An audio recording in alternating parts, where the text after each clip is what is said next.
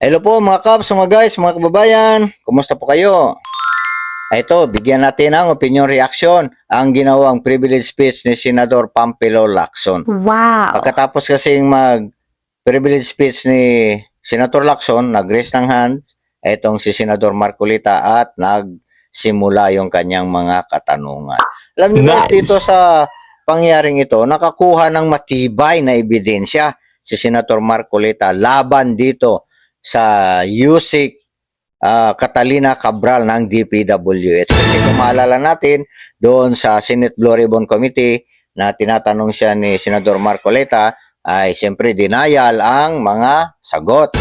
Walang magandang impormasyon na makuha si Senator Marcoleta kundi puro pagtatanggi. So dito ngayon, sa opening kasi, nung speech ni Senator Pampilo Lacson, nag-flash siya ng isang message ni Yusek Cabral na nakalagay doon na nag-aalok ng pera, karagdagan para doon sa budget. Yan, budget ng mga projects, kung anong projects yan pinag-uusapan nila dyan. So dito, particular kasi tayo ngayon dito sa flood control projects na mga anomalya, so related ito dito. Actually, matagal na daw ito yung na-flash na yon is nung pagkapanalo pa nila bilang senador, yung nung ihalal sila, no? So, ibig sabihin dito, etong si Cabral, meron talagang kakayanan na pwede siyang magdagdag, pwede siyang magbawas sa mga budget. So, ito ngayon yung napuna ni Senator Marcoleta. So, ngayon guys, tayo naman, magbibigay tayo ng opinion dito, kasi kanya-kanya tayong pananaw tungkol dito sa mga napapanood natin, naririnig natin. No, meron kasi akong reaction dito sa text message nito kay Senator Pampilo Lacson galing kay Yusek Cabral. So, before yon, panoorin muna natin itong mga pagtatanong ni Senator Marcolita kung ano yung nangyari doon.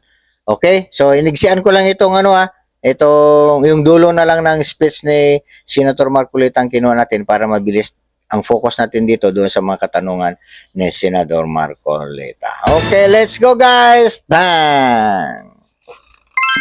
Today, we turned our sight into a darker place, the flooded gates of hell. There, we can find those who rob the Filipino people, drowning not in flood waters but in sins and moral decay of the corrupt and greedy officials and contractors. Sana, sa madaling panahon, malunod ang may mga kasalanan sa dami ng kasong kanilang haharapin. Mr. President, these people have reduced the lives of our flood-stricken countrymen into living hell. It is time to give them what they rightly deserve. Thank you, Mr. President. I see that the Senator Rodante Marcoleta is seeking the floor. What is the pleasure of Senator Marcoleta? I'd like to know, Mr. President, if our good Senate President pro tempore would yield to a few questions. Willingly to the still the chairman of the Committee on Public Accountability, the good senator from Tarlac and the Republic of the Philippines. You may proceed then. Maraming salamat po, Mr. President. Mr. President, kanina pong pag-umpisang mag-present ang ating Senate President pro tempore, ay laking pasalamat ko sapagkat nakita ko yung resulta ng kanyang personal na pag-iimbestiga. Doon po sa kauna-unahang slide, Mr. President, nakita ko po yung isang text message na galing po yata kay Yusek Catalina Cabral. Hindi ko po masyadong maintindihan. Pwede po bang pakikwento po ninyo, Mr. President, ano po ba yung pinanggalingan noon? Ang pinanggalingan po, nag-congratulate siya sa ating nakaupong Senate President. But this message was sent through the staff of our Senate President, Mr. President. Ang sinasabi doon, congratulations po, no? That was after July 1.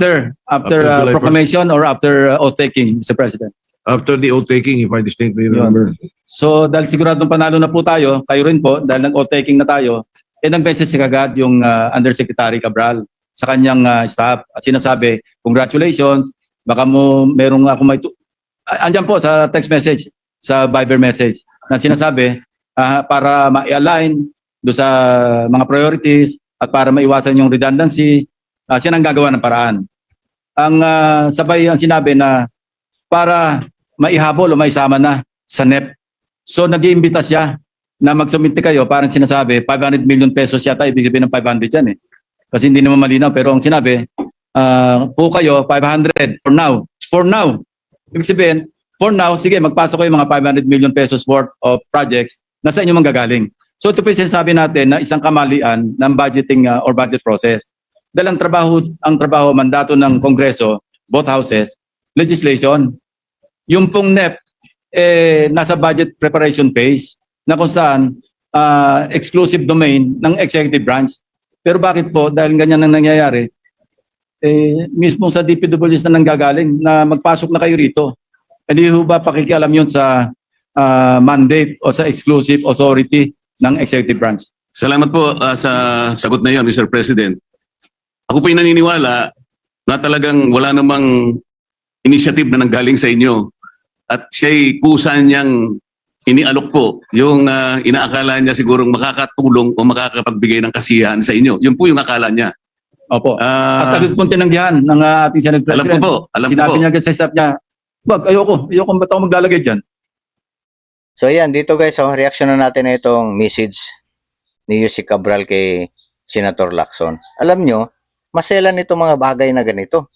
Hindi magme-message ang isang tao dito kung hindi kanya katsukaran. What? Kung hindi kanya kapalagayang loob. What? At kung wala kayong samahan. Woo! Di ba? Kasi hindi natakot na mag-message ng ganun. Sabi nga ni Senator Lacson hindi dapat ginagawa yun di ba? Nung nagtatanong na anong pinagpapaliwanag siya ni Senador Marcoleta, nagdepensa ka agad. Woo! Pero ang tanong dito, kasi di naman tayo bulag na tagapanood at saka taga-intindi, taga-analyze Hindi magme-message yan si Yusek Cabral na yan kung walang mga experience sa mga past. Diba? Matagal na senador to si Senator Lacson. Yung Yusek Cabral na yan. Matagal na rin ginagawa. Yang ganyan pala. Insertion. Nagmula sa kanila sa kanya yung panukala. Inalok ngayon ang Senado. Kay Senator Lacson pa. So ano sa palagay nyo guys? Magmi-message ba yan? Kung walang kumpiyansa yan dyan? Na kumbaga walang samahan? Yan ay opinion ko lamang, reaksyon ko lamang, batay sa aking nakikita, napapanood at mga pangyayari dito sa ating bayan.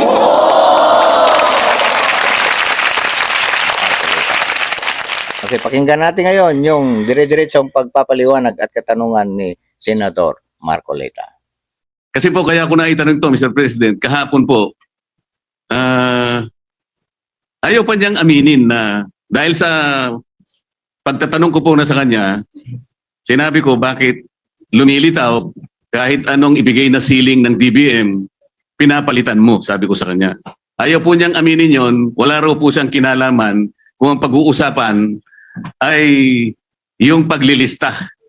Wala raw siyang kinalaman. Ngayon po malinaw na nagsisinungaling talaga siya sapagkat naipakita ko po kahapon, Mr. President, lalong-lalo na po sa flood control projects, yun pong mga insertions, aminin man niya't hindi, ngayon po inapatunayan na natin, ay talagang siya po talaga yung gumagawa dahil siya po yung Undersecretary ng Planning Services. At lalong-lalo na po doon sa tinatawag na FAPs. Ito po yung Foreign Assisted Projects. Yun po malinaw na malinaw. Ipinakita ko po, Mr. President, yung sulat ng DBM noong July 2023 na kung saan sinabi mismo sa kanya, please adhere strictly dun sa mga ceilings na binibigay namin sa inyo. Dahil napansin po ng DBM, magmula po noong 2022, 2023, pinapalitan po niya hanggang sa 2024. Ayaw po niyang aminin na siya po ang may kinalaman nun. Ngayon ko lang napatunayan, salamat Senate President Pro Tempore na ngayon ay malinaw na malinaw, hindi na niya pwedeng sabihin at hindi na siya pwedeng magsinungaling na wala siyang kinalaman dito. Ang totoo pa po nito, Mr. President, ang dami pong gustong tumestigo na meron po siyang 10 paboritong contractors na siguro sa mga susunod na panahon, kung sino man po yung hahawak ng Blue Ribbon Committee isa po sigurong mabuting direksyon na ituntunin ito. At marami rin pong palagian na pumupunta sa kanyang opisina na mga politiko. Gusto ko pong pasalamatan ng ating Senate President pro tempore sapagkat mukhang yun pong mga kawani o mga opisyalis ng TPWH na matutuntun na natin at alam ko po na talagang tatagos ito hanggang sa former secretary ng Department of Public Works. Kasi kahapon po, gusto niya nang sabihin na lahat ng daw po ng nangyayari sa kanyang opisina ay meron namang basbas ng secretary ng Department of Public Works. Ngunit ang gusto ko pong tuntunin, Mr. President, kung nakita na po natin unti-unti at saan papunta at sinong may kasalanan sa Department of Public Works at nailitaw na rin po sa pagsusuri at sa personal na pag-iimbestiga ng ating colleague, ang mga contractors na talagang, kung pagsasamahin po natin mga contractors na ito at saka yung mga opisyalis na nabubunyag ngayon, siguro po yung salitang walang o halang ang kaluluwa ay is an understatement. Ang gusto ko pong malaman ngayon, bakit po kaya sila ganun kalakas ang loob? Bakit parang hindi na po milyon eh? Bilyon-bilyon na po ang naipatatalo at hindi naman po nila pera yon, pera po ng taong bayan. Mr. President, ganun po ba kaya kalakas ang loob nila na sila-sila lang, mga contractors at saka yung mga opisyalis na yon? Wala po kayang mga politiko sa loob, sa likod nila? Sana po matukoy yung tunay na mga proponents para po yung walang kasalanan ay hindi po nadadamay. Mahirap po na magbanggit sila ng pangalan. Dahil ito pong nagbabanggit ng pangalan ngayon ay galing lang sa amin kahapon at napatunayan ngayon ng bilyon-bilyon ang ginagasta at magdadamay siya. At meron pong nag-text sa akin sa pamagitan ng emissary ng abogado ng Diskaya, Mr. President. Meron po palang isang congressman, kanina pong nag-hearing sila, nakausap yung abogado ng Diskaya. Kailangan, meron kayong matukoy na senador sapagkat makokontempt kayo. Nasa akin po yung text message, Mr. President. Sa mga tweet, gusto lang nilang magpangalan.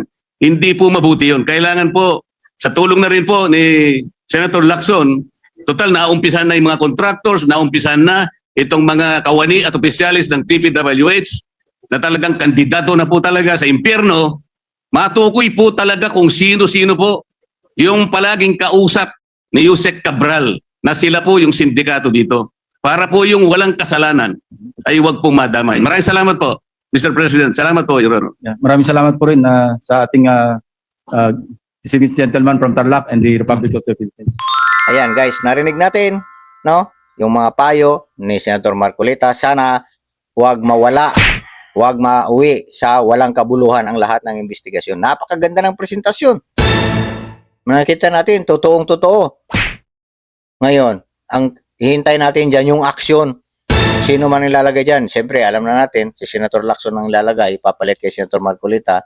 So yun nga, sabi ni Senator Marcolita, sana kung sino man ang nandyan, hindi na palalampasin, kumbaga, hindi mawawala ito. Kumbaga, dire-diretso na at tuloy-tuloy na ito. Diba?